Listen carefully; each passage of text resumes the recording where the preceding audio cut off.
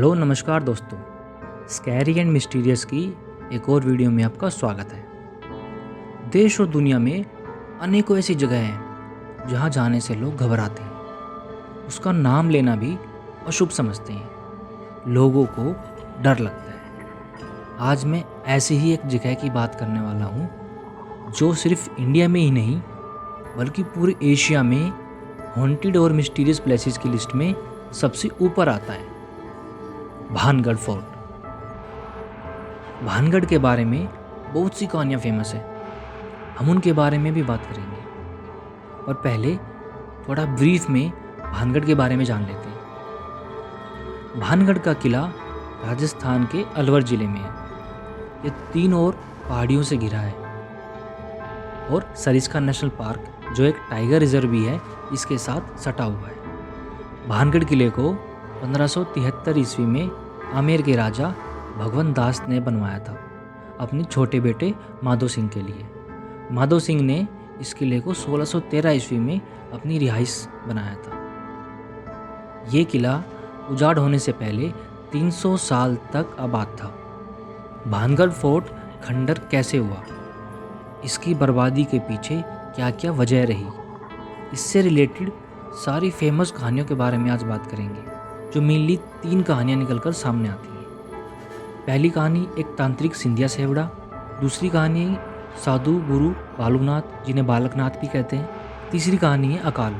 इनमें से भी सबसे ज़्यादा कही सुनी जाने वाली कहानी है तांत्रिक की कहानी, जिसके बारे में हम आखिरी में डिटेल से बात करेंगे। पहले बात करते हैं अकाल, सूखा, भूखमरी के बारे में। ये कहानी बहुत कम कही और सुनी जाती है। इस कहानी के अनुसार 1720 में भानगढ़ उजड़ने लगा क्योंकि यहाँ पानी की कमी होने लगी थी और 1783 में एक अकाल पड़ा जिसकी वजह से लोग भानगढ़ छोड़ने पर मजबूर हो गए और रातों रात भानगढ़ को खाली करके चले गए।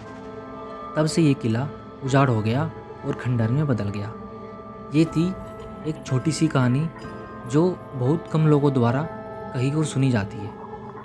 बात करते हैं दूसरी कहानी की, जो है साधु गुरु बालूनाथ या बालकनाथ की। कहते हैं भानगढ़ का किला क्षेत्र एक साधु गुरु बालूनाथ का तपस्थल हुआ करता था। राजा भगवंत दास ने साधु से वहाँ एक महल बनाने की अनुमति मांगी। बाबा ने अपनी अनुमति यानी परमिशन तो दे दी, लेकिन एक शर्त पर कि महल की परछाई उसके तपस्थल तक नहीं आनी चाहिए। राजा भगवंत दास ने बाबा को वचन दिया और उसका पालन भी किया, लेकिन राजा भगवंत दास के वंशज इस वचन को भूल गए। उन्होंने इसका पालन नहीं किया और किले की ऊपरी मंजिलों का निर्माण करवाया और किले को और ऊंचा बनाया, जिसकी वजह से किले की परछाई साधु बाबा के तपस्थल तक पहुंच गई और बाबा ने गुस्से में आकर भानगढ़ को श्राप दे दिया कि ये किला बर्बाद हो जाएगा, ये किला आबाद नहीं रहेगा, और उनके श्राप से ये किला खंडर बन गया। ऐसी कहानी बाबा बालूनाथ यानी बालकनाथ के बारे में कही जाती है। और अब उस तांत्रिक की कहानी जो सबसे फेमस है और हर कोई इसके बारे में जानता है। कहते हैं राजकुमारी रत्नावती बहुत सुंदर थी। उनकी सुंदरता के किस्से दूर दूर तक फैले हुए थे। उनके लिए शादियों के प्रस्ताव यानी प्रपोजल्स की लाइन लगी रहती थी। एक दिन राजकुमारी अपनी दासियों के साथ बाजार में कुछ खरीदारी करने निकली। वहीं पर तांत्रिक की नज़र राजकुमारी पर पड़ी और वो राजकुमारी पर मोहित हो गया। वो राजकुमारी को किसी भी कीमत पर पाना चाहता था। एक दिन दासियां राजकुमारी के लिए बाजार से इत्र खरीद रही थी। ये देख तांत्रिक ने उस पर ऐसा जादू कर दिया कि जैसे ही राजकुमारी से इस्तेमाल करेगी वो सम्मोहित हो जाएगी, तांत्रिक से प्यार करने लगेगी और उसके पास अपने आप खिंची चली आएगी। पर नियति को तो कुछ और ही मंजूर था।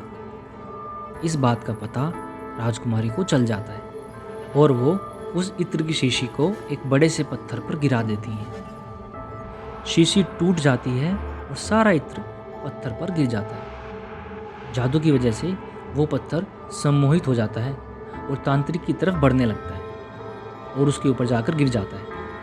फिर तांत्रिक मर जाता है, लेकिन मरने से पहले तांत्रिक ने राजकुमारी और भानगढ़ को श्राप दिया कि इस किले के सब लोगों की मौत हो जाएगी। मरने के बाद भी वो यहीं पर कैद रहेंगे। उनका पुनर्जन्म नहीं होगा, उनको मुक्ति नहीं मिलेगी। ये किला बर्बाद हो जाएगा। कुछ समय बाद भानगढ़ और अजबगढ़ में लड़ाई हुई और राजकुमारी रत्नावती के साथ साथ भानगढ़ के बहुत से लोग मारे गए। इसके बाद से ही भानगढ़ का किला खंडर हो गया। इस घटना का कारण तांत्रिक का श्राप ही बताया जाता है। ये थी सिंधिया सेवड़ा, एक तांत्रिक की भानगढ़ से जुड़ी कहानी। अब भानगढ़ का किला एक भूतिया किले के रूप में जाना जाता है। आसपास के गांव के लोगों का कहना है कि उन्होंने औरतों के रोने और चिल्लाने की आवाज़ें सुनी है। किले के अंदर से संगीत यानी म्यूज़िक की आवाज़ें भी आती है और कभी कभी तो कुछ साए भी दिखाई देते हैं। और इसकी वजह से सूरज उगने से पहले और सूरज डूबने के बाद किले में एंट्री बंद हो जाती है। आप यहाँ नहीं रुक सकते। बट साइंटिफिकली इन सब बातों का कोई प्रमाण नहीं है और साइंस इन सब बातों को नहीं मानता। आप क्या सोचते हैं इसके बारे में? कमेंट करके बताएं। यही था बस आज की वीडियो में। वीडियो कैसी लगी ये भी कमेंट करके ज़रूर बताएं और लाइक एंड सब्सक्राइब करना ना भूलें। मिलता हूँ ऐसी ही एक और नई वीडियो के साथ। ये वीडियो देखने के लिए आपका बहुत बहुत धन्यवाद।